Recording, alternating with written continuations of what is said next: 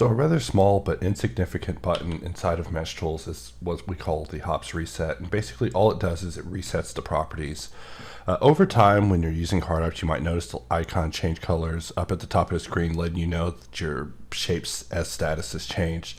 So basically, as you're working, the Q menu will change in the options that it's presenting to you. Like once I add a bevel to this, we press Q and we see that it's basically the same option. But if we were to Shift A and add another cube and we choose to bold this inside of it using a difference, and we adjust this, we see that now there's actually different options here. And this is because now it's in a state that's basically called a pending Boolean state, where basically in the event that you run into issues, you can actually use the Q menu to begin actually addressing issues that could come up via the mod scroll toggle, or you could just begin going through and actually dealing with the next step in your progression of the workflow.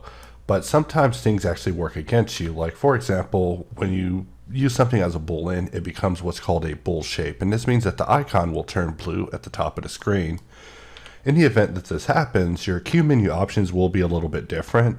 However, the next time you can actually change that by just using what's called a hops reset. It won't reset anything severe, as in revert the boolean, but it will change the mesh to go back to being a solid, which we can actually just rectify by just shading it as a wire again. But if we press Q, we see that the options have been now reset back to the default.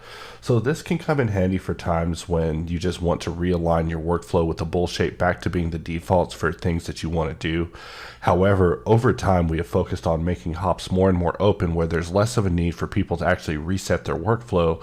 So you do see me using it less and less, but it does exist as a legacy option for times where you just want to just have an object cease being a bool shape and just take it to a different level. But in this case, it is a little bit unusual to use it since it is still a pending bool shape, but it is still an option existing within hardops. Anytime you need to reset something outside of its specified S status, which is now pretty much only left for bool shapes, you can do that through the hops reset.